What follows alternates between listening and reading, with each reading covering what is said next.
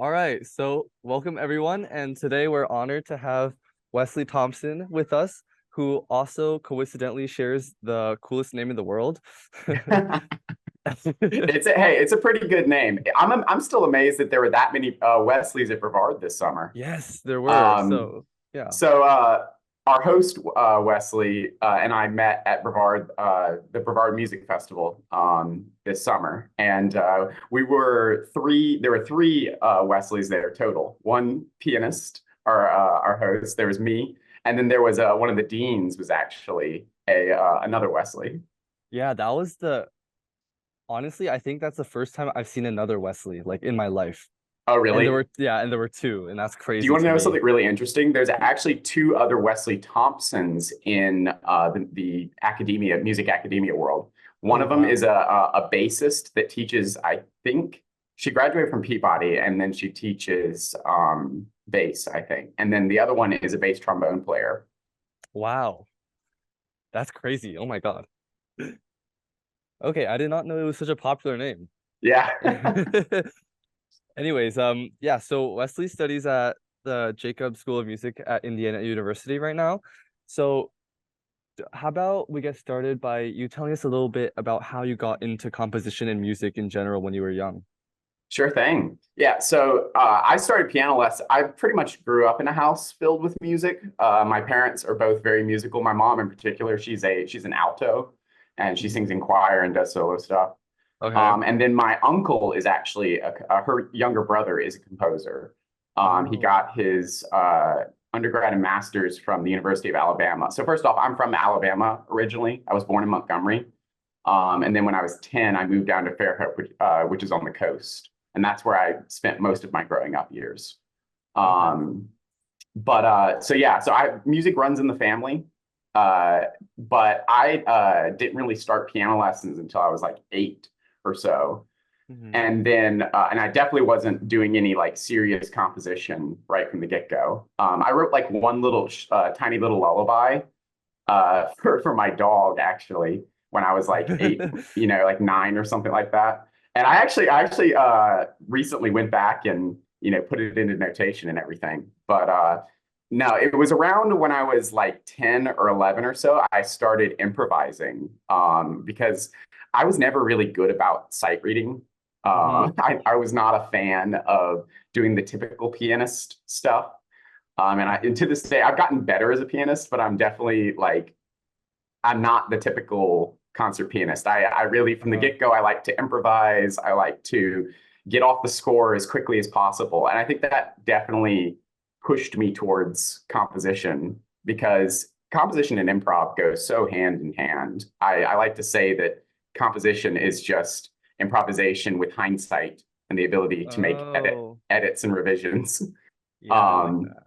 so yeah, so I started improvising, at around age 10, and I would take my favorite video game songs, if you can believe that, Mm. from like Halo and Minecraft and Skyrim and stuff like that. And I would do these like arrangements of them.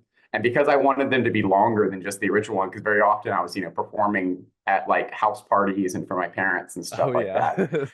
Yeah. And so I would create these little improvised transitions between the different video game songs. And eventually Ooh. those improvisations became my first compositions. Ooh, that's really So, cool. yeah, so I would take like the chord progression from like the Skyrim main theme or the Halo main theme and just like do a little, improv on it. And then eventually that became like, so my first piece, I think I wrote like piece was a short piano piece called Redemption when I was 10, and it shares some remarkable similarities to the Halo main theme.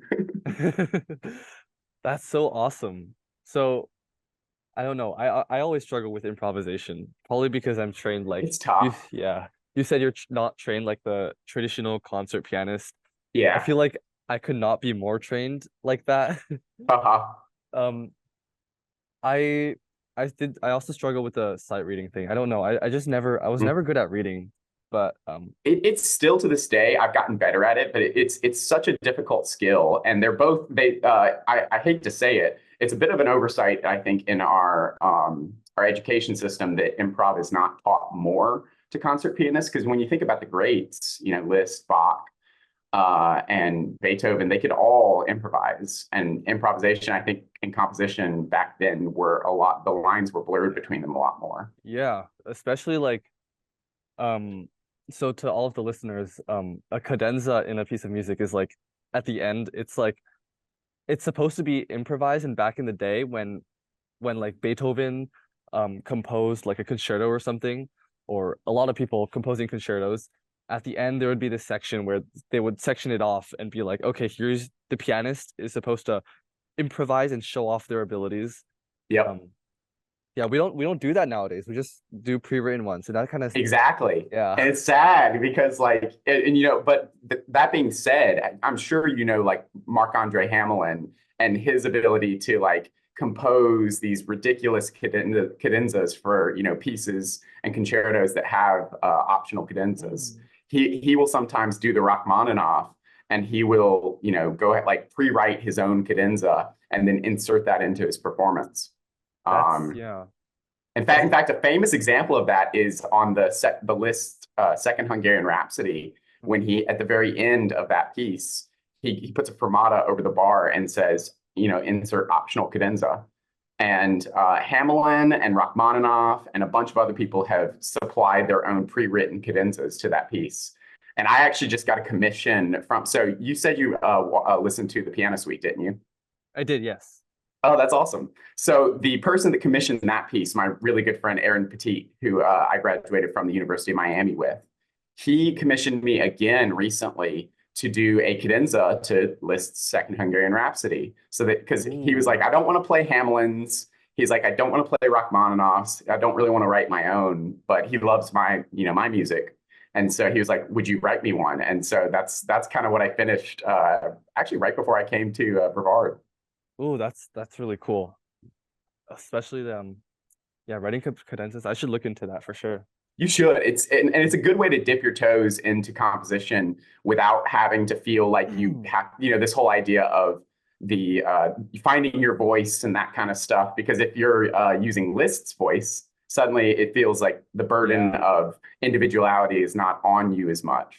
Yeah. So let's actually talk a little bit about your piano suite. Yeah. So when I was listening to it, the first thing that I noticed, and for listeners, the first thing that anyone will notice, I think, is your use of a poem, right? So you mentioned that it's a programmatic piece of music, which means Yeah. that the music does not stand on its own. It goes with another piece of literature, in this case, a poem. So it's supposed to tell the story of this poem, right? And Correct. and you wrote the poem yourself, right? Yes, yes. And so just for the listeners understanding, so I wrote the music first. It started out as this, it was when it was pretty much a passion project. I didn't have any particular reason that I was writing it, just other than just to, experiment. Because I think you asked in your email about the movement titles. I was kind of at a stage in my career where I was really getting into the music of Bach, who's probably my Mm. favorite composer. Um, and I often joke and say that I would give up every other composer before I would give up Bach. I don't know how true that is nowadays, but at the time when I was writing the Piano Suite, it was very true. Wow. And so I was really wanting to experiment with, and I had been listening to especially the French and English suites and the partitas.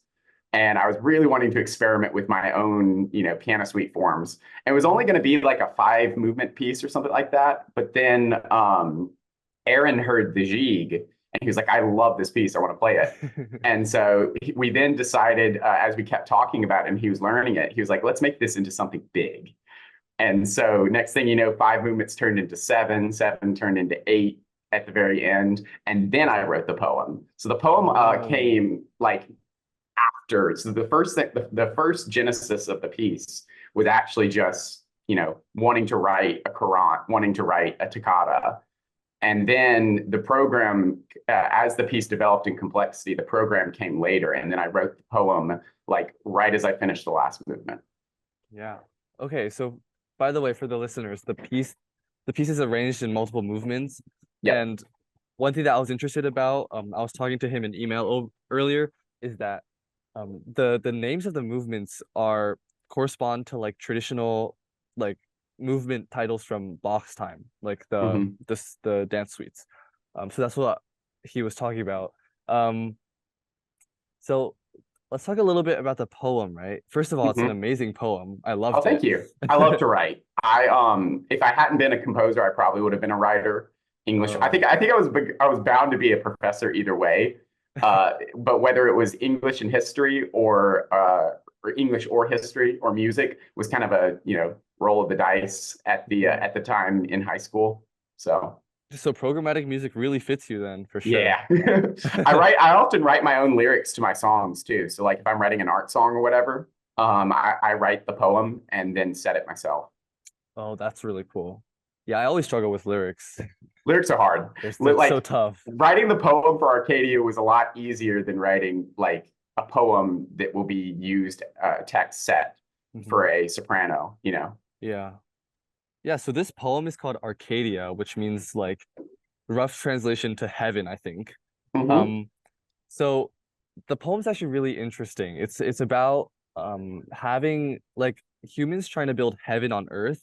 And Yep. of course, heaven on earth is something that's fundamentally flawed and not supposed to happen. So in the end, it crumbles, Yep. and it doesn't work out. But the last stanza of the poem is actually really interesting because uh, it says, I'll just read it from here. Yeah, go for Um, it. Yet from the dream's ashes, through love and grace, beyond this life, we'd reach our true Arcadia, which pretty much means that this has a happy ending. So Yeah, do you want it to does. do you want to just talk a little bit about this poem in general and your Mhm. inspiration and like what you were thinking about when you wrote it? Great questions, man. I love it. So I've presented on Arcadia.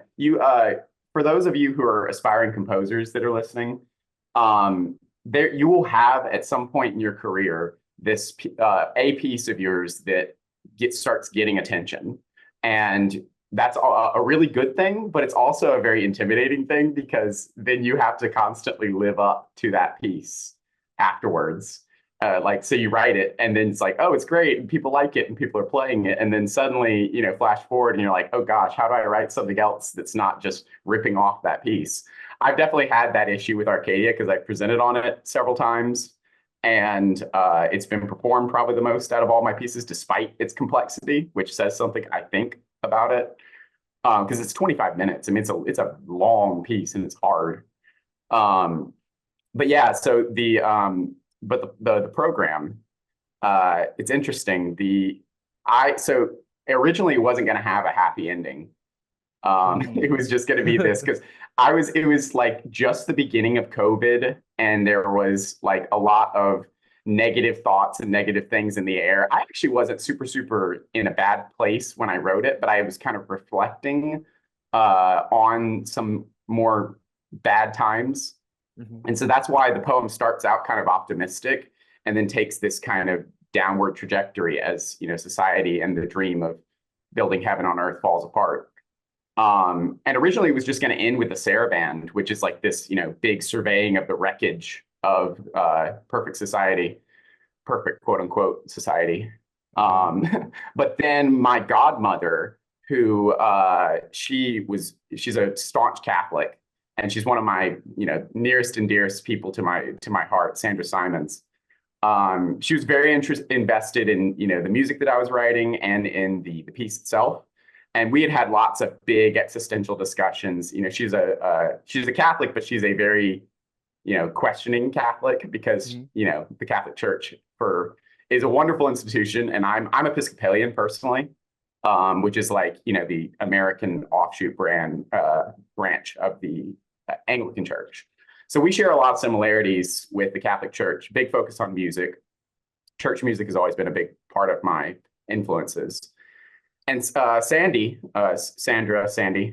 she was very interested in Arcadia because we were talking about this idea of building heaven on earth and how it's not possible because people are flawed. And then she was very sick with cancer at the time, around the time I started the piece, and she Mhm. passed away as I Mhm. was finishing it. She never got to hear the end of the piece, and it was still 7 movements at that time, Mhm. and thinking about how how invested she was in it. And I think she ultimately, despite all the, questioning her faith and whatnot, she was ultimately a positive person.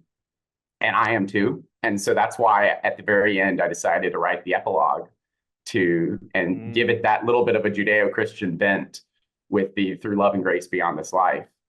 Um, yeah, and so it could have been a very different piece, I think, if that epilogue wasn't there. Yeah, for sure. Wow, that's such a touching story. Oh, thank you. Um, It's and I think she would have been very happy with how it turned out. mhm, I'm sure. Yeah. Yeah, personally, I think the seventh movement, A Dirge, is my favorite, even though it's sad. Oh, really? Yeah. So do you know that movement is kind of controversial?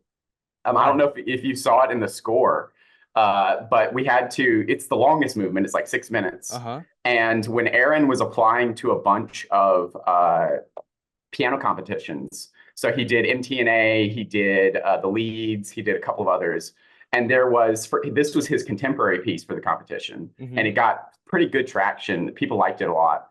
Um, but the time limit, I think, for maybe it was MTNA, he couldn't do, it was like his recording was just over 25 minutes, or maybe it was just over 24 minutes.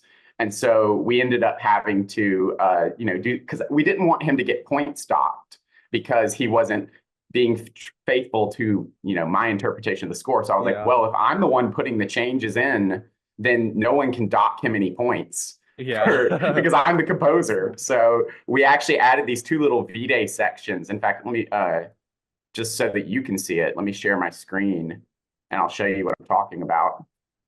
Um, so that he could get the piece down to,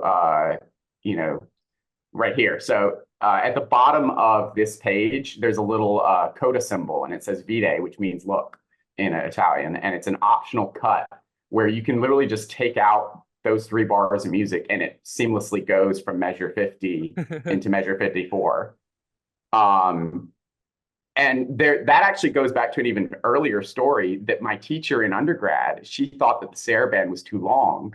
And in general, she thought the saraband plus epilogue was like way too much slow music at the end of the piece. So it's funny that you like that way. It's one of my favorites too. The seventh and eighth, I think, are the emotional core of the work.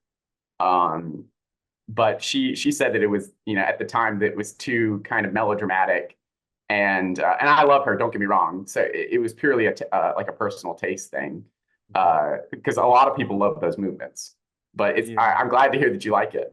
Yeah, I mean I can really tell I was when I was listening, I could really tell the improvisational influence. I mean, maybe I'm completely wrong, but like No, I you're feel absolutely like right. I feel like the left hand is like just looking at the score, it's like it's a bunch of, since you guys can't see the score, obviously, it's a bunch Mhm. of eighth notes, for most of it, and it's not like arpeggios or anything. It's very improvisational, sorry, and I really love it, and it works super well. So yeah, that's. The other interesting thing about there's so much to talk about in the piece because I Mhm. coded so much allusions to earlier styles from the Baroque era. I was deep in the Baroque rabbit hole and I was doing my best to pay homage to the different genres that I was using. And the saraband in particular is very interesting in how it uses that very iconic saraband rhythm. Bum, bum, da dum, dum. Of course, I'm singing the Handel saraband, where it's quarter, dotted quarter, eighth, or alternatively, in more commonly in 3/2 at a slow saraband, it's quarter, half note, quarter, right? Uh-huh. Or wait, no, that would be in, I'm trying to remember. Maybe it's half note, quarter. That's what it is. Okay. And so what I did to make it a little more spicy was I made it in 11/8. So it's dun, dun, dun, and it's like a triplet at the end of the 3/2. So and then the last note of the saraband rhythm hangs over the bar line. It's kind Oh of a weird yeah. little like, because I'm inspired by like rock and progressive rock especially. Yeah. And so doing weird time signatures and stuff like that, that's very in my, my wheelhouse. Yeah, let's actually talk about that. You Mhm. said you're really inspired by rock. Yeah, rock and Yeah. heavy metal. You can see so you guys can't see it, but the for the first time since I moved out of my parents' house, all of my guitars are back underneath one roof. Um, yeah, it's nice. And so I Mm. started playing guitar at like 14. I taught myself how to play. And because like I grew up with the one thing that my dad brought to the equation. So my mom's family brought the classical music side of things. And then my dad, he spent a couple of years out in Colorado teaching tennis and snowboarding and stuff like that. Mhm. And he brought the rock to the equation because he listened to Pink Floyd and the Grateful Dead and that kind of stuff. And so yeah, I grew up with rock music playing in the house, in addition to classical stuff. And so at about age 14, I'd really been playing a lot of Guitar Hero. And I was like, I want to learn how to play guitar for real. So I taught myself so that I could learn to play all those Guitar Hero songs on real guitar. And I've remained self-taught with it, but I love to play like rock and heavy metal riffs and stuff like that, just for fun. Cool. Yeah, personally, I don't listen to rock like at all. Like, funnily Mhm. enough, my music taste is very, very narrow. It's classical, and then like it's classical and then like K-pop, and that's it. Oh, I love it. I love it. Do you know I listen to a lot of K-pop and J-pop too? Yeah, yeah, Um, yeah. in fact, actually, do you want to know something really funny? The last movement of Arcadia, the epilogue, it's Uh-huh. specifically starting at the kind of the intermezzo rehashing where the triplets in the left hand come in. Uh-huh. That is actually a contrafact, which is for those of you that don't know, a contrafact is a jazz term where you use it's like I Got Rhythm by Gershwin. It's when you use the famous chord progression and you do a new melody over on top of it. Um, and so my that my teacher called it the love song at the end of Arcadia is actually a contrafact on a J-pop love song called Snowhalation, which you might know Oh, from the Love Live franchise. that's so cool. Yeah, Oh, so there's so I many. love K-pop and J-pop too. Yeah. Yeah, so wait, that's really cool. Yeah, there's so many hidden secrets in this piece. Yeah, I was having a fun time with it while I was writing it. Because that's kind of like what I like to do is I like to play little compositional games with myself. But Yeah, for yeah, sure. so rock, so you don't listen to much rock. Yeah, progressive rock and progressive heavy metal is kind of my wheelhouse. And so I love bands like Dream Theater and Opeth and Rush. And more recently, I've gotten into to Tool and stuff like that. Very very fun polyrhythms, time signature changes, wacky harmonies, that kind of stuff. Hmm. Cool. So now that we've been talking for a bit, you've Mhm. mentioned that you're into classical, like Bach, like Baroque, very early. Yeah. Then J-pop, K-pop, very recent, very, very recent. And then rock, which is also recent, maybe not as Mhm. recent. That's a lot of genres, right? Yeah. And you incorporate all of them into your compositions. Can you talk to me a little bit about like your your mindset when it comes to composing or like your philosophy? Mm. Yeah, so it's interesting. So that's a really good question, because I think at the core of it, one of my most fundamental things that I believe is that we are the sum of our influences. So the things, and I break it down a little bit further. And so when I'm teaching my composition students at IU, I talk about the three levels of influence. You have your active influences, which are things that you're listening to on the day to days, like when you walk to school, or at least in my case, when I walk to school and I'm listening to, Opeth on when I'm walking down the sidewalk. That's an active influence because I'm listening to it in the moment and it's on my brain. Then you have passive influences, which may have been, some like a piece that you listened to a year ago that's still in your kind of head, but it's not something that you're listening to on the day to day. Or maybe it was a piece that you played a year ago that's still kind of in your fingertips, but not quite there, still influencing you and still influencing your perception of music. And then you have your subliminal influences, which are things that they're so ingrained into your musical DNA that they just come out of you when you're, playing or composing without you even really knowing that they're there. And so that's like stuff that you grew up listening to. In my case, I literally had George Winston, who's this American folk pianist. I literally had his CDs on when I was a baby. And like, I think you listen to me improvise, which, improv, as we talked about, is such a big part of my process. When you listen to me improvise, George Winston is just baked into my DNA. Like, I basically just sound like a little mini George Winston with some jazz and prog influence. And so, yeah, so some of our influences, right? So when I'm writing and when I'm improvising, I'm literally channeling all of my past influences into this piece. So I don't know, does that kind of answer your question? Yeah. So that's really awesome. So you have so that kind of explains why you have so many different genres Yeah. all into one piece. That's a really cool take on things. When I compose, a lot of people talk about like finding your voice, right? That's a very common topic. Like you need to find what speaks to you as a composer. Yeah. Recently, what I've been doing is I've been trying to like imitate the greats. So recently that's been Rachmaninoff, just because my heart. just because I've been listening to his second and third piano concertos on repeat. That second concerto is probably my favorite concerto of all time. Oh, it's so good. Yeah. It's so good. It's iconic. But yeah, it's been kind of hard just because Rachmaninoff is pretty complex. Oh And yeah, it's very dense. yeah, Are you playing it? Are you playing either of them? no, I'm not. I think they Yeah. might be a little out of my scope right now.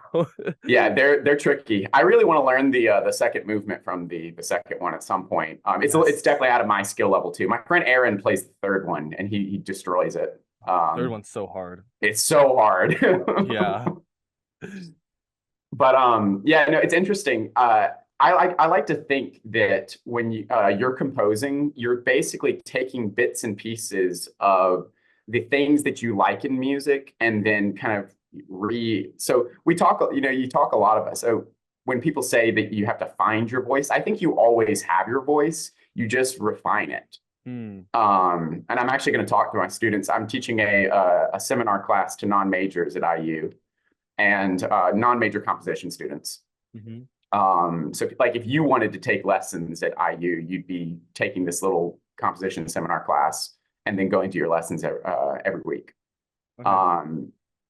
And one of the things I want to talk about is the fact that you don't really need to find your voice so much as piece together what is your voice.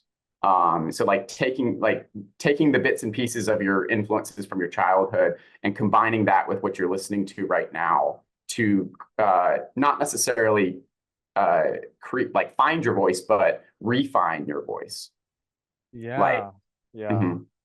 Yeah, I feel like when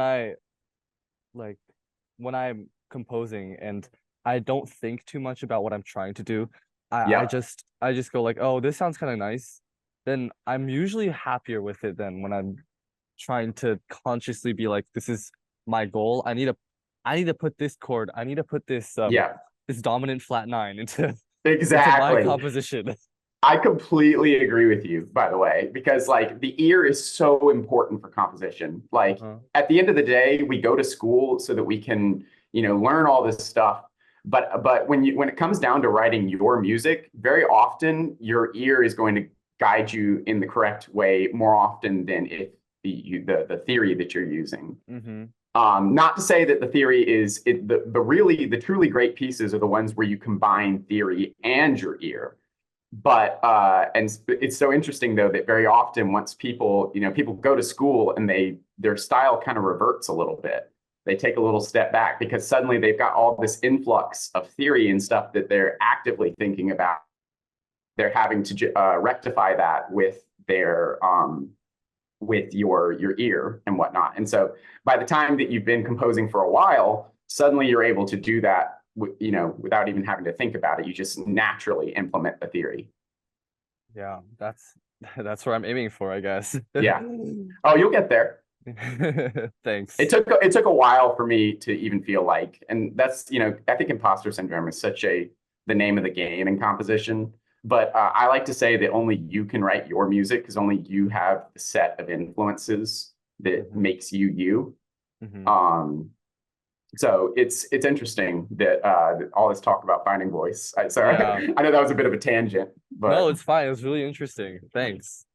Okay, so we're running out of time a little bit here, mhm. but I'm really interested. So, in your room right now, I can see you have a keyboard next to you, Yep. and then you have like three guitars behind you. Yep. Yeah. So, So real quick for those, so that you know because they can't see, it's a 6 string bass. It's an acoustic guitar. It's a 6 string electric guitar with a Floyd Rose tremolo. And then I don't know if you can see it. There's a 6 string Epiphone Les Paul that is drop tuned to C standard. And then there's a 7 string electric guitar and a oh, keyboard. seven string, seven string. Yeah. Wow. And six That's string that's bass. also the heavy metal too, right? You know, it's got a Yeah. low A string, so you can play all those like really genty, heavy chords. Oh yeah. Hmm. I play bass too. Fun Oh, fact. do you? That's Yeah. awesome. Well, like I play double bass, so like Uh-huh. a little bit different, but I'm like terrible at double bass.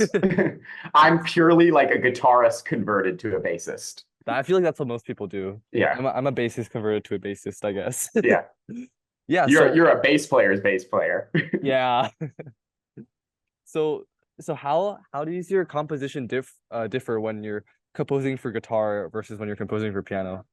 It's interesting. I do most of my composition at the piano just because it's the one that I think I can improvise on the best. Mm-hmm. But the guitar informs, especially my string writing. I think about because I write for strings a lot, and I think guitar has informed my string writing. And so you listen to some of my string quartets and stuff like that, of which I have, 2 or 3, and they sound very heavy metal because I'm kind of thinking about the strings as almost like a expanded guitar. Mm-hmm.